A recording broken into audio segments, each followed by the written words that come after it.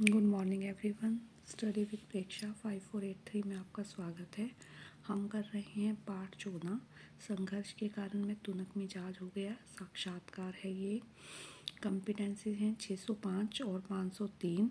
विद्यार्थी पाठ्य पुस्तक में आए हुए अन्य पाठ, अन्य सुनी और पढ़ी हुई सामग्री को व्यवस्थित रूप से प्रस्तुत कर सकते हैं तथा मौखिक व लिखित रूप में इन प्रश्नों के उत्तर दे सकते हैं।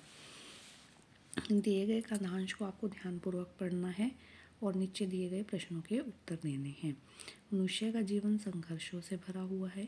यदि जीवन में संघर्ष और असफलता ना हो तो सफलता के आनंद की सच्ची अनुभूति भी नहीं हो सकती। पराजय होने पर भाग्य को दोषी ठहराना पतन की ओर ले जाता है। यदि सच्ची लगन हो, असफलता के कारणों को ढूंढकर नए उत्साह के साथ ईमानदारी से प्रयास जारी रखें तो सफलता मिलना निश्चित है। कहा जाता है कि दृढ़ इच्छा शक्ति वाला व्यक्ति कभी असफल नहीं होता। निरंतर संघर्ष करने वाला मनुष्य पूरी तरह निखरता है, अंत में विजय प्राप्त करने में सफल होता है। दूसरी ओर मन से हारे जाने वाला व्यक्ति आरंभ से ही गलत तर्क करने लग जाता है और आलसी बनकर अपने जीवन और भाग्य को कोसता है। मनुष्य का जीवन किससे भरा हुआ है? संघर्षों से। पराजित होने पर भाग्य को दोषी ठहराना किसकी ओर ले जाता है? पतन की ओर। मनुष्य आलसी बनकर क्या करता है? मनुष्य आलसी बनकर अपने भाग्य और जीवन को कोसता है। यदि जीवन में असफलता व संघर्ष ना हो तो क्या होगा? तो सफलता के आनंद की सच्ची अनुभूति नहीं होगी।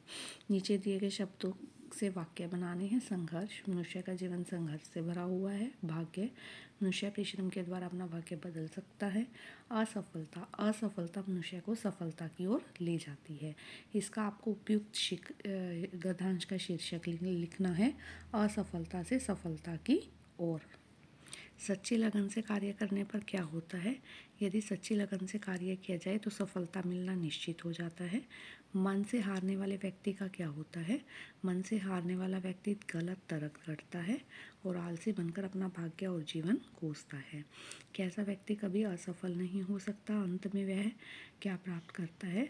निरंतर संघर्ष करने वाला मनुष्य कभी भी पूरी तरह निखरता जाता है और अंत में सफलता को प्राप्त करता है।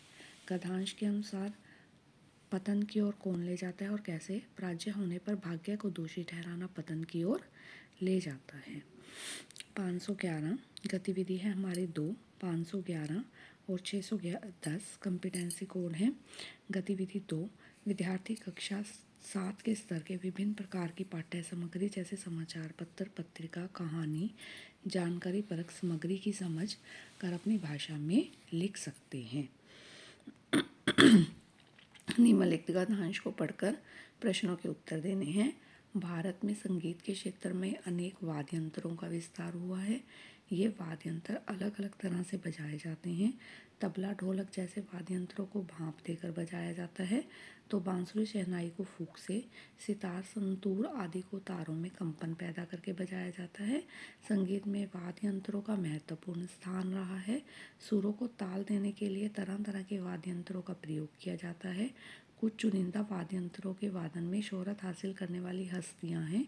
तबला वादन में जाकिर हुसैन, बांसुरी वादन में हरि प्रसाद चौरसिया, शहनाई वादन में उस्ताद बिस्मिल्ला खान, सितार वादन में पंडित रविशंकर, संतूर वादन में पंडित शिव कुमार शर्मा।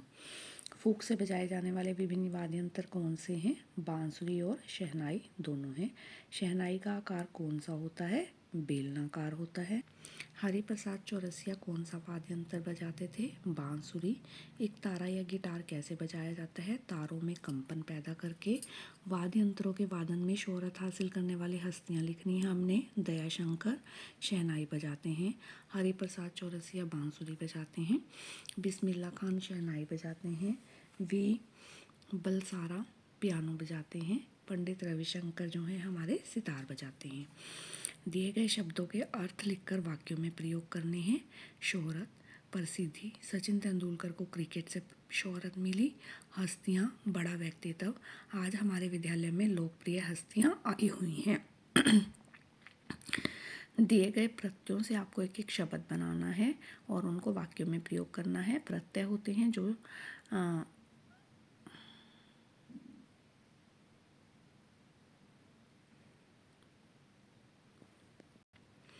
प्रत्यय होते हैं जो पीछे लगते हैं और उनसे हम नए शब्द बनाते हैं। अन, मकान, ठीक है, मचान,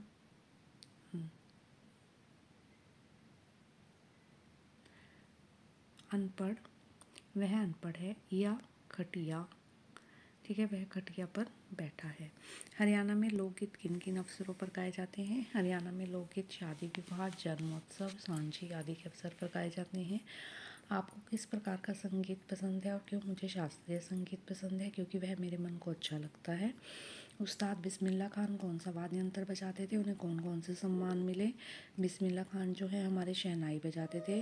उन्हें भारत रत्न, पद्म विभूषण, पद्म भूषण, पद्म श्री, स्वाति संगीत पुरस्कार आदि पुरस्कार मिले।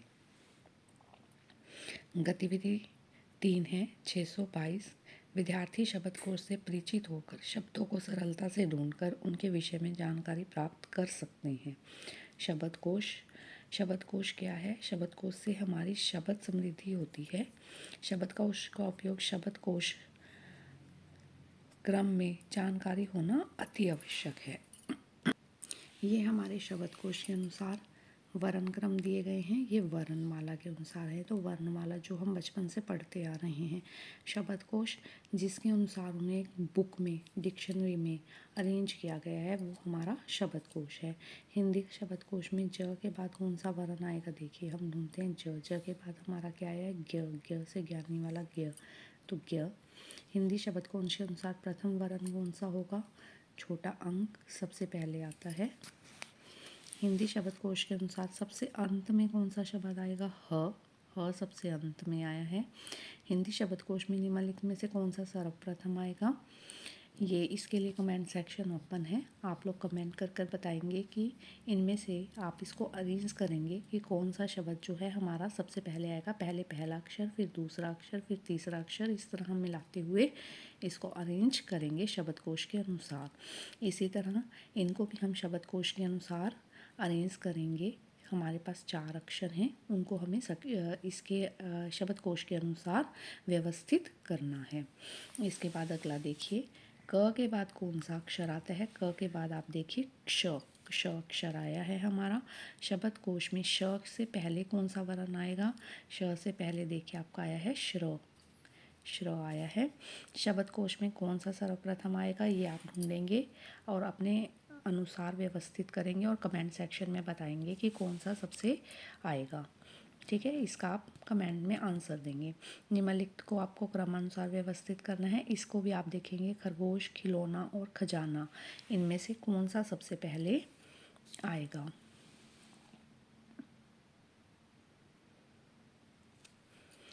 इसको भी आप क्रम अनुसार लगाकर कमेंट सेक्शन में इसका आंसर देंगे।